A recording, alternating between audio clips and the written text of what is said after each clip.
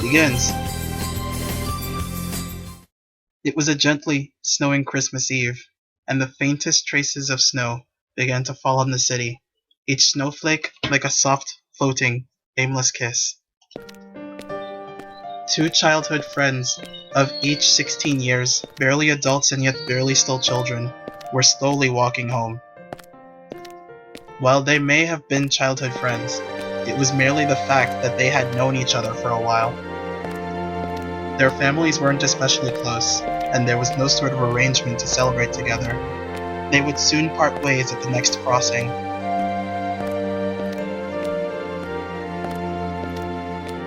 Taro-kun seemed like he had something to say. His feet were hesitant, and his walk weighted down.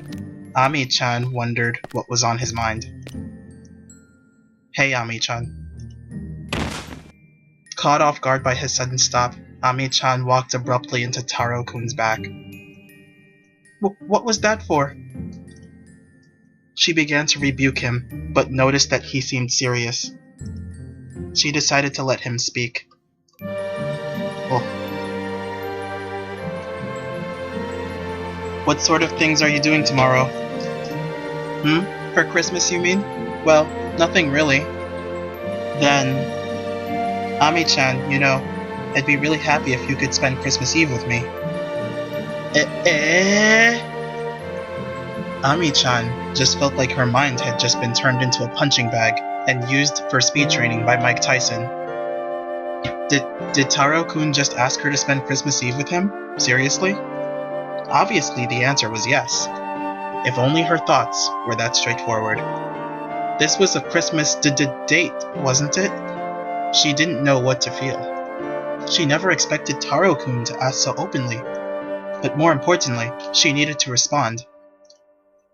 Was she happy about it? How was she supposed to know that? If she accepted, wouldn't that mean that she actually felt like that? And then the two of them would be, and tomorrow they would... Her words were tripping over themselves. Just what do you think you're asking?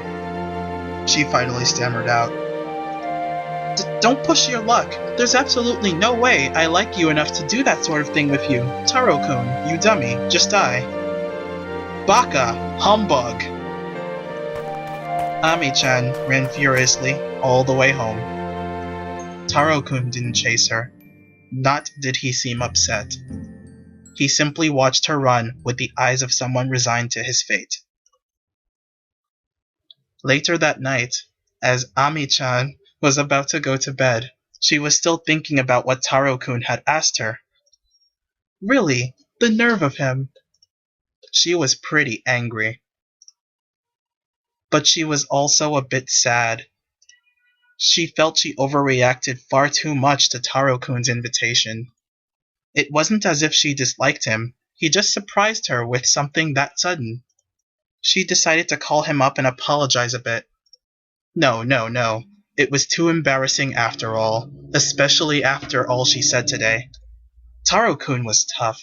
He was usually a confident guy, and he knew she was like this sometimes. Quietly, she turned the light out. He'd be fine when she next saw him. Thinking this, she prepared to go to sleep.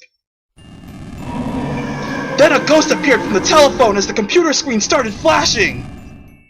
I will warn you that this night of Christmas Eve you shall be visited by 3 spirits who will show you visions of past, present, and future. Heed their advice, contemplate on what you see, and ensure you do not regret your actions on this day or from now on. And with that, the ghost vanished, leaving Ami-chan alone in the dead of night. What could the mysterious message have meant? Actions this day? Did they mean with Taro-kun? Was this all some sort of trick he was playing on her? Baka! Humbug! She would never in a million years do something as embarrassing as go on a Christmas date with him. She was definitely, absolutely sure about that. Now, what had it said about 3 more ghosts? Well, she supposed it couldn't be helped. Not knowing what to do, Ami-chan went to sleep.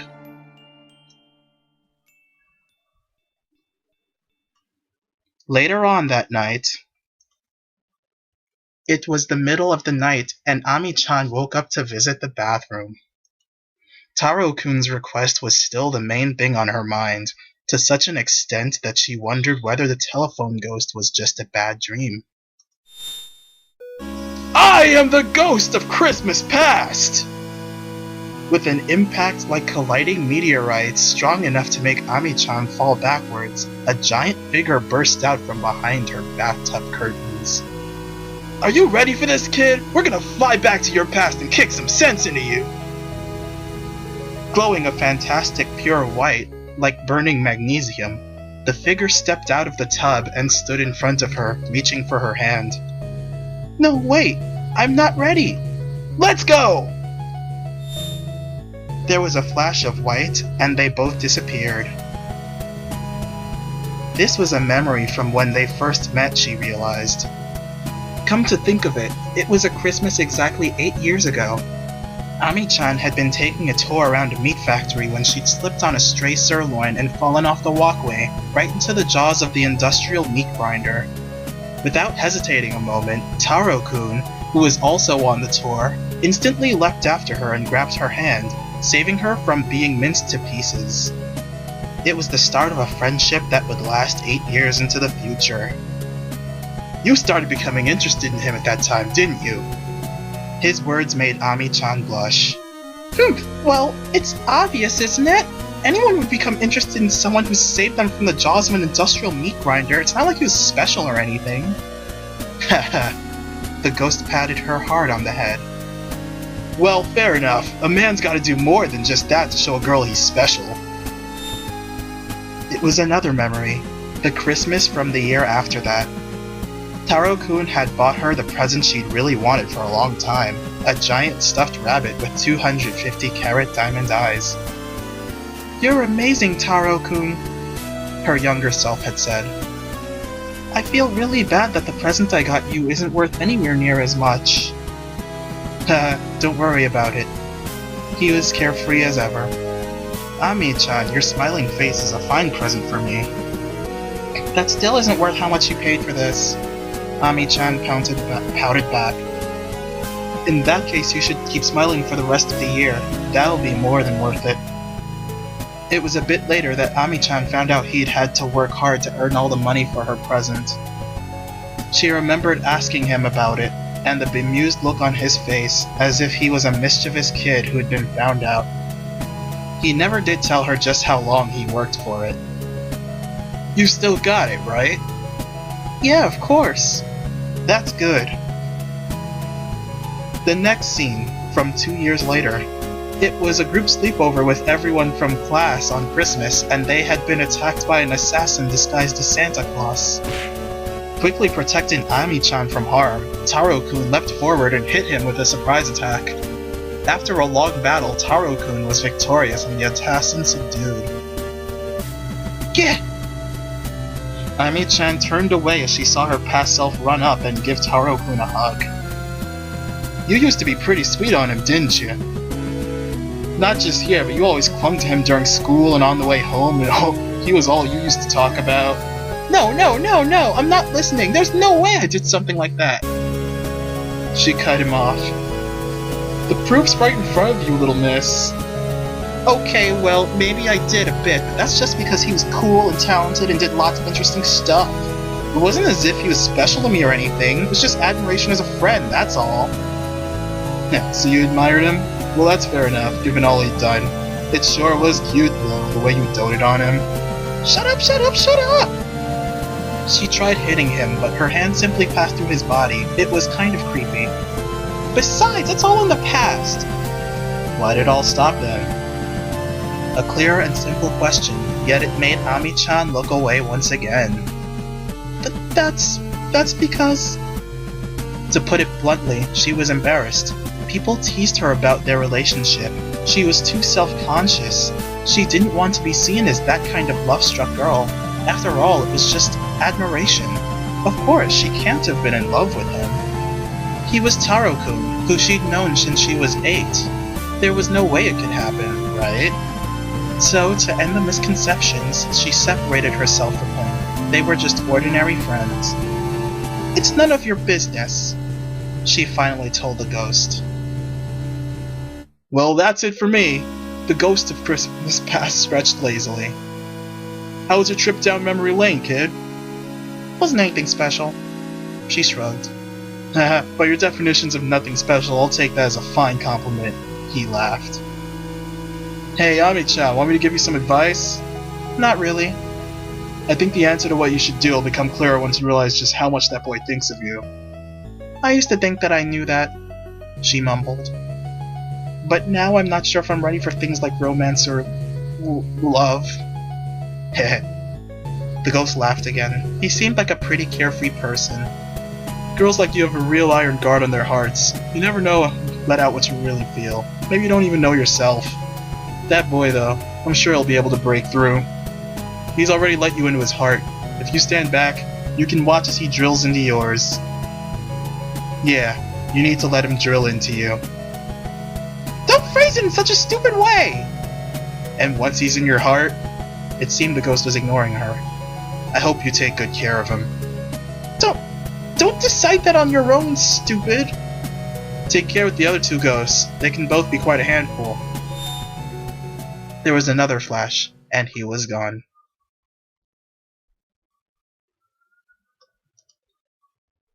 Ami-chan found herself once again in the frame of her bathroom door, exactly where she fell.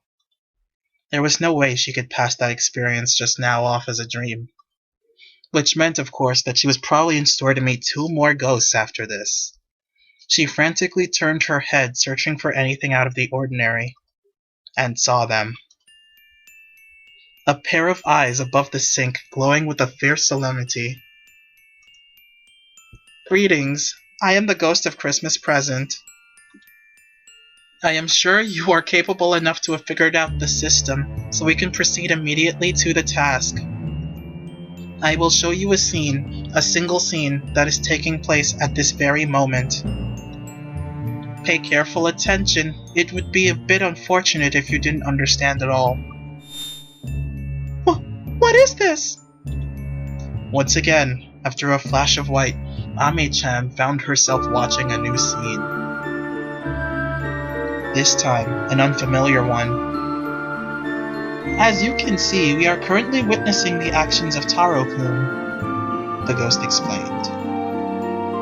No way, this is Taro-kun. The room was almost impossibly dark, save for the rectangle of light, the computer monitor's silent scream radiating out into the room. Taro-kun sat at his desk, purposelessly typing away, engaging in hollow conversations with an empty world, listening for an echo. Then there were his eyes that had soaked up countless whispers of some alien, unforgiven coldness that stared into mind-forged voids as he sat alone. This wasn't the energetic Taro-kun that she knew. She couldn't comprehend what had caused such a drastic change in him. Sure, even if he really liked Ami-chan, he wasn't the sort of person to get this depressed over a declined invitation. Even though it was practically a confession. Taro-kun wouldn't stay down over that. Why? Even on Christmas Eve? Why is he all alone? It seems you are unaware of that boy's circumstances. The ghost calmly spoke. You are aware his parents passed away 2 years ago? Yeah, but he still has a little sister. Yesterday, she collapsed and was sent to hospital for emergency surgery. Taro-kun wasn't allowed to see her. She is currently in critical condition with an uncertain chance of survival. What? He never said anything about that. As strange as it was, he had a reason. He wanted to always seem infallible to you. He did not want you to worry about him. Looking at him now, though, it seems clear that someone worrying would be an appropriate response. That doesn't make sense. Ami-chan frantically tried to deny it. She had to deny something about this whole twisted situation. If he really wanted me not to worry, why did he invite me over for Christmas? Was he planning to tell me then? Even if not, I would have noticed his sister wasn't there. Well, it's true that it was a slightly irrational decision of his. I suppose it is because in the end, Taro-kun is only human. For an instant, this evening, he felt so isolated that he couldn't help but reach out. At that moment, and tonight, he is truly at his weakest. Fortunately, your denial caused him to realize his error. This is why he did not pursue you. But still, Taro-kun, I know him. He's braver than this. The scenes shown to you by Christmas past were, of course, in the past. In truth, Taro-kun was never particularly brave. The primary motivator for his charisma was always the desire to stay strong for the target of his affections. If you are being slow, that person is you. This is not your fault, but in the time he does not spend with you, he is notably less confident. No way, she whispered back in her bathroom. I need to call him. I will leave you to it. The ghost's image flickered. But perhaps you would benefit from this bit of reflection. Human emotions are volatile and difficult to interpret. With what feelings will you make your call? An affection on equal level with his? Simple concern? Or as he would most resent, mere pity? I am not pitying him. I'll help him, because I'm concerned, of course. If that is what you say, then so be it. The ghost finally faded into the darkness. Several minutes later,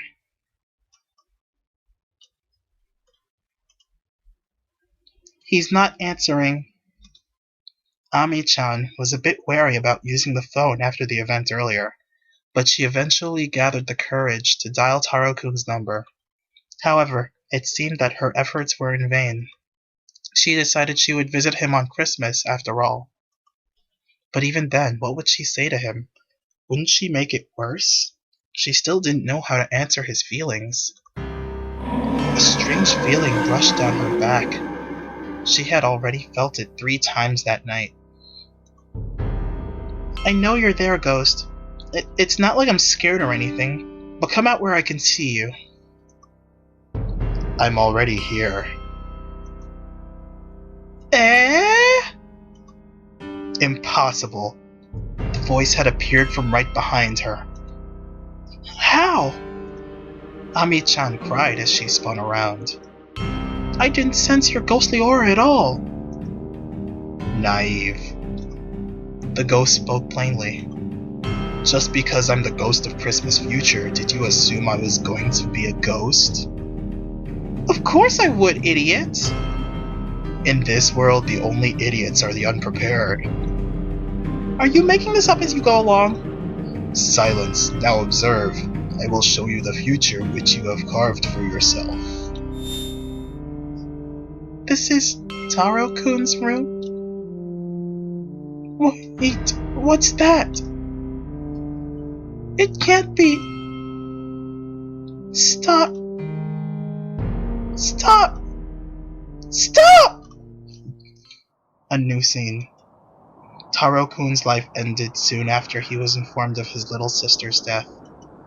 Ami-chan was informed of this in turn. To be honest, Ami-chan didn't even need to be shown the scene of the future. That was because every tear, every cry, and every moment, Ami-chan understood them. Even if it hadn't happened yet, it was going to be a reality, and she had seen it firsthand. The Ami-chan in the vision cried. Ami-chan knew the end of every sentence before they even began. Taro-kun, why did you think that you were alone? Didn't you realize that I would have been there? No, of course he didn't, because I never told him. It's all my fault. If only I'd been more honest. The heart. Do you see now? This is what's important. Listen to it.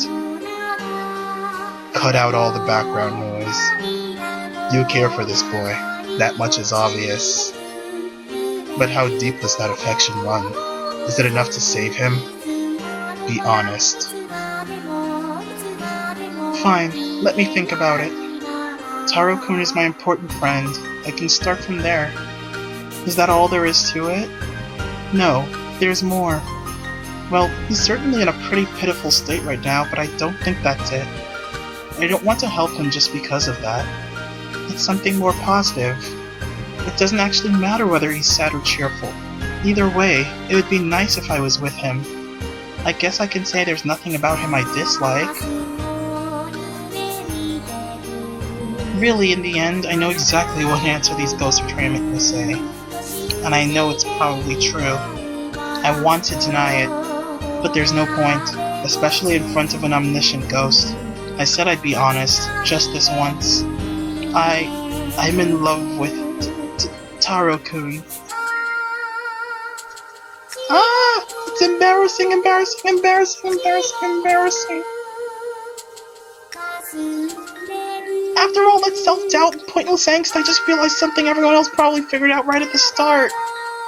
After all that fighting and those insults, it turns out I'm actually in love with him. I'm like the stupid love interest in some bad romance comedy.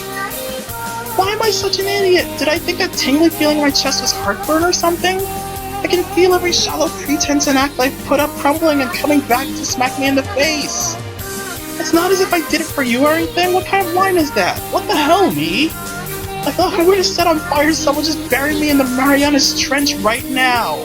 It's embarrassing, embarrassing, embarrassing, embarrassing, embarrassing, embarrassing, embarrassing, embarrassing. But she soon got over it. I see you've reached your decision. I have. Thank you, ghosts. You are very welcome. I just have one question, though. Yes? The future you showed me, I'm pretty sure Taro-kun was wearing the exact same clothes as he did today. That's because the character designer was lazy and only gave you 2 outfits each. Stop joking around! You are naive. Just because I showed you the future, did you just assume it was the distant? Just tell me! His sister is already dead. The scene you saw will happen in roughly 10 minutes. Wait, what? Taro-kun was sad. He was alone on Christmas. His sister was dead. It felt like the world had expanded out around him and an empty darkness had filled the gaps. Any way he walked, he would only be met with nothing. In the end, there was only one way out. Of course he was wrong, but right here, right now, in this cold bedroom on Christmas Eve, with all his family dead, this was the only way he could see. Push it away. Push it all away. Something shattered downstairs. A window. A burglar? Well, that didn't matter. Soon, nothing would matter. And all would be good. Once nothing mattered, there would be nothing that would make things worse if it went wrong. Push it away. Push it all away. Suddenly, the room filled with light. Taro-kun, listen up, because I'm only telling you this once. Actually, I like you. Like, the super-like type. Love? Yeah, that. Don't forget it. Even when I act angry or annoyed with you, that's just another way of me saying I like you. Because I like you so much that when you treat me nicely, I get so happy that I have to distract myself or else I'll get totally lost. When I get angry and blush, it means you're doing a good job.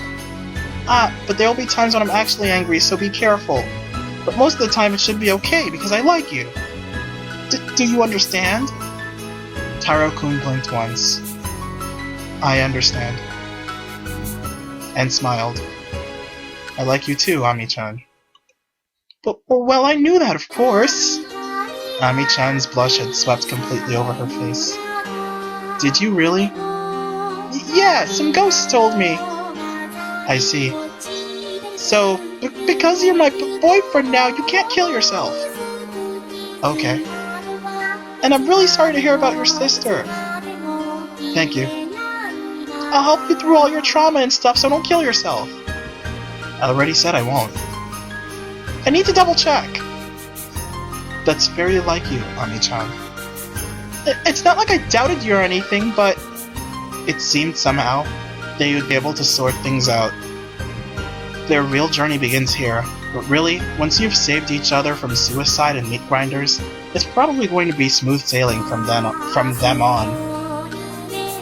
Hey, Ami-chan. Yeah? Thanks for finally being honest with yourself. Stop it, Taro-kun. Merry Christmas, Anons.